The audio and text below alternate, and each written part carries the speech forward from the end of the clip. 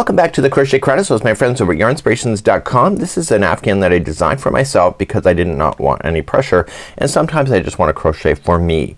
So this is called the Study of Transition and Texture Blanket, and this is such an easy one to follow, and I'll tell you a little bit why I designed it and how you can do one for yourself too. So the Afghan that you see is 60 inches by 60 inches, so it's basically square. And what this is that it's consisting of 5 panels. And I thought to myself when I first started this, I just wanted a project that I could just sit and relax to, that I didn't have to worry about teaching and I didn't have to worry about getting it done on a certain time. I just wanted this for me. And so what I was gonna do originally is that I was just gonna use the one particular textured concept through the whole thing, and I thought, oh god, that's kind of boring. So I wanted to tease myself and use a skill that I had learned back from when I was a kid of the zigzag wave kind of idea here. So what I wanted to do is that I didn't have enough of the Barcelona color that you see here, and I had some Shanghai, so I decided to mix some Shanghai into it in order to get it to go. So what this is a total of 15 balls.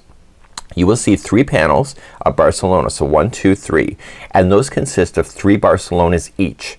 And then the Shanghai are consisting of 3 each. So the whole idea for this is that if I'm gonna use yarn, I don't want to waste yarn. And so what I wanted to do is I did the panels big enough so that once the 3 balls were done, then I just immediately jumped to the next ball color and did 3 balls of a different texture, and then I brought it back and did 3 balls. So every one of these panels consists of 3 balls. Now you're thinking, was the distance kind of the same? It's pretty close. I wanted to make sure that I used up as much yarn as I possibly could. So there is a little bit of strategy here, and this is the study of transition and texture for a reason. Now when you're jumping from ball to ball, you're going to notice that you're going to be finishing off with the color. So I go from the inside of the ball to the out, and so the outside color here is what I want to nail the next time I grab the next ball to be able to pop it out and get it very close. So sometimes I have to pop out a little bit extra here from the middle in order to get close to the center, close to this color. So what I have to do is that I inject that other color back into the project at a later time. So when you're looking at it here, you don't see any obvious changes of the balls being changed between each other, other than it's completely different colors within the panel work, but everything transitions perfectly. So you want to make sure that you're concentrating on that. So you're gonna use 3 balls. So what I would do is that I use Red Heart Colorscape here, and you can see the colors here. I didn't use these 2 colors, but these are the kind of things that I would put together. So I would do a panel of this color, and then another one, and etc., in order to make it work. So it's actually kind of a neat idea, and we're gonna be getting to going on this, and what I'm gonna do is I'm gonna show you how to change the size of this just in case you want to, and then I'm just gonna be using Karen 1 pound. You'll be using a 6mm size J crochet hook in order to play, which I will show you here on camera, but this is Red Heart Colorscape if you'd like to do something as fun as that one. So let's begin. Enough chitter chatter, let's get at her. Let's create a slip knot. So if you'd like to change the size of this particular blanket, it's in multiples of 4 plus 1. So you just can chain 1 2 3 4 1 2 3 4 1 2 3 4. When you're satisfied, just add one more chain and then you're good to go. Or you can chain 173 and do exactly what the pattern suggests. So I'm just gonna do a couple multiples of 4. So 1 2 3 4, and then 1 2 3 4, and I'm gonna do it one more time. 1 2 3 4, and when I'm happy with the length, you can lay it on something that you want to measure it up to. Just add one more, and then we'll begin row number 1. So row number 1 is not part of the repeat pattern, but what you want to do, second chain from the hook, you can see it, so count it back. So 1 and 2, get the back hump of the chain, and I want you to single crochet all the way across the chain. So 1 single crochet in each of the chains going across. So once you come all the way across your chain, you're just gonna turn. So this is part of the repeat pattern. So rows number 2 and 3 are the repeat for section number 1, so panel number 1. So to begin this one here, what we're going to do is that we're going to chain 3, and that counts as a first double crochet. So what I want to do is do an X stitch, a cross stitch. So skipping the next one, going to the second one over, and just double crochet. And then now come back to the one you just skipped and just go from the behind, so just shift the project forward like you see, and double crochet. You will get used to this if you're not used to doing this. So that's one cross stitch done. So skipping the next one, go to the second over and double crochet, and then just shift the project forward and get the double, or get the stitch that you just skipped for double crochet, and you're gonna do that all the way across. So this is row number 2, and so then 3 is back to using a single crochet, and you're going to repeat these two rows, so this cross stitch and the next single crochet over and over and over until all 3 balls are done. So you want to end so that you have just finished a single crochet row. So we're gonna cover that in just a moment. So because you've done in multiples of 4, you're gonna cross stitch all the way across, and then there will be 1 stitch left, which you see, and that's 1 double crochet.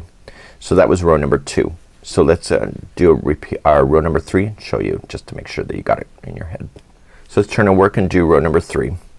So just chain up 1, and then it's just 1 single crochet in each of the stitches. So this gives a separation of the cross stitching that you will see, and it makes really beautiful defined lines. Now because I use transitional yarn, you don't have to. You can see that this kind of idea plays really well with solid colors too. It plays with the light when you're looking at it. So if you're doing the Afghan as showing across, you will notice that there will be 86 cross stitches across. So you want to keep an eye on that number just to make sure that when you bring your panels back. So remember the turning chain also has a single crochet.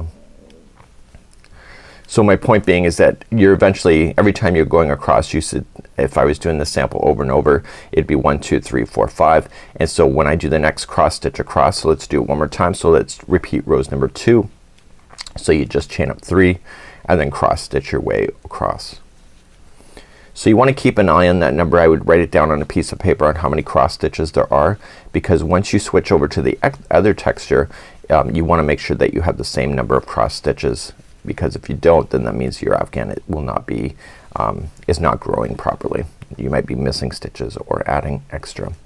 So you just want to continue just to going back and forth with just the 2 rows of cross stitching and single crochet. And when you get close to the final 3rd ball, make sure that the last row that you did was a single crochet row, which I'm about to do in just a moment. Okay, and don't forget the last one is just a double crochet into the end, and then row number 3 again. See that? Texture looks amazing. Chain 1 and 1 single crochet in each. So you can see that once you get in the rhythm of this, you can really pound this away when you're in front of the TV. So let's pretend that we have all of our 3 balls done. Let's move on to the second texture. So there's only 2 textures. There's the crisscross here, and then there's the zigzag one that we'll be about to do, which is a repeating of 4 rows, and we'll be doing that in just a moment. So let's just get ourselves finished this one. Don't forget that turning chain also needs a single crochet in order to finish. So I'm gonna get rid of this yarn now, and let's just change our color just to verify that we're doing something different. So let's begin another color. So what I want to do is that once you get to the end of the row and you've finished off your 3 balls, just turn your work and let's begin row number 1 of the second section. So we're just gonna use this, and we're gonna just slip stitch to attach to the very first single crochet that's there, and we want to begin to work our magic. So now we're gonna chain 2, and that will count as a half double crochet in this particular case.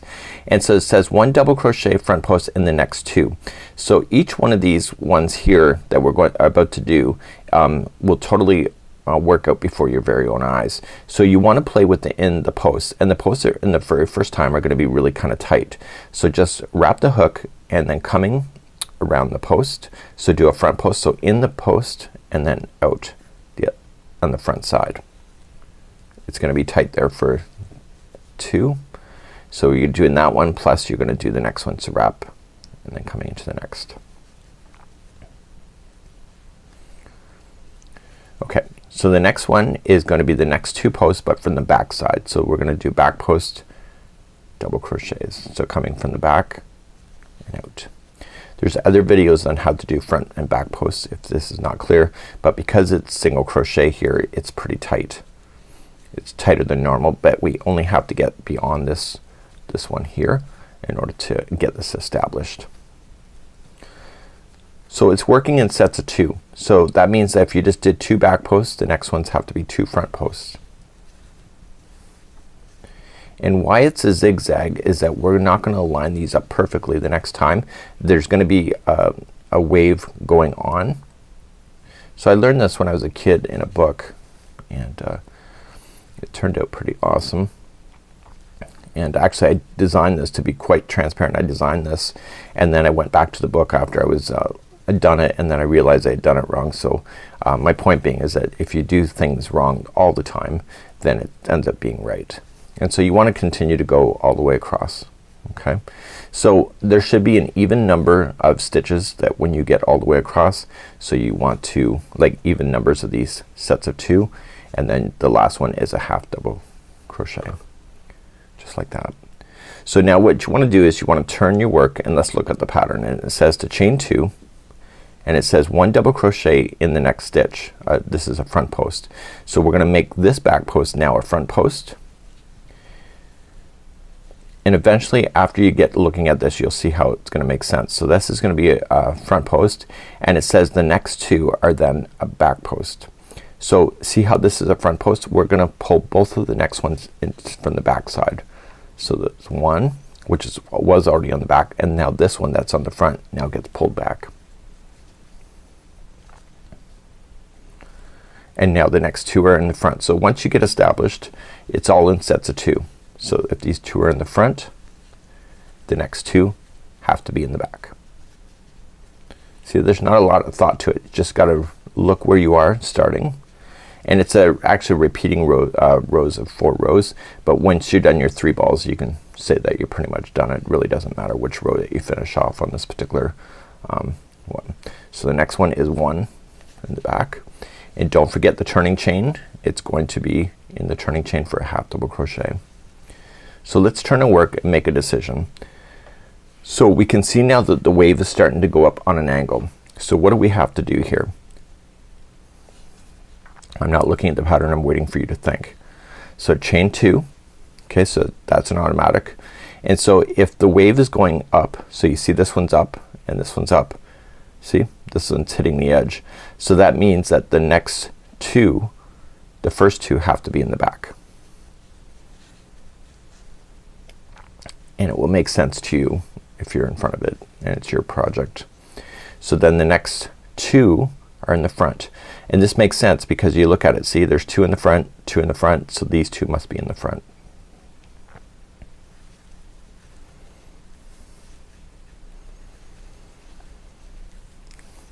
So it's all, once you get yourself started, you don't have to worry about it much as you're going across. Just keep an eye on it. You'll notice if something's not right.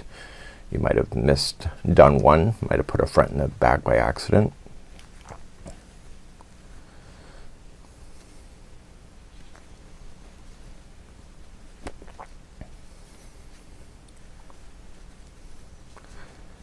Okay, and then you're coming into the last, and it'll be a half double crochet. Turn your work. Let's make a decision. So you see every other row you're turning it and it will change the angle. So we look at this one was in the front and it's by itself. Now we had 2 in the front, so we know that these 2 must be in the front, so we must start chain 2, and the first one must be a back post double crochet, and then the next 2 are front.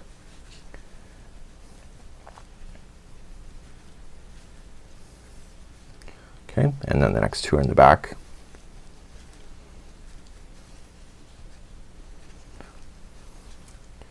And then the next 2 are in the front. Does that make sense? Hopefully it makes sense to you. You'll see that all happening. And with the texture of this, it looks amazing. It looks like it's basket weave that's kind of just rolling around about the outside of a basket, wicker basket. So eventually you'll use up your 3 balls, and then you'll come and then you'll switch your transition back then to this.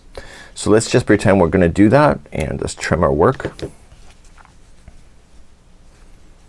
Just weave in your ends, get them nice in there. I used a tapestry needle for mine. And what you can just do is get yourself back onto the blue and start your work. So for row number, or sorry, for the 3rd section, it says to repeat section 1, repeat row 3. Now row 3 is the single crochet row, so you just want to attach it to the first one and make it a single crochet, and then you're just gonna single crochet yourself all the way across.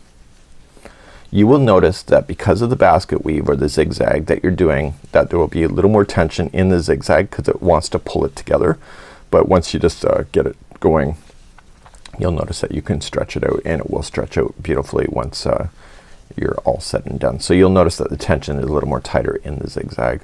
That's the only problem with doing sampler Afghans, is that tension can change.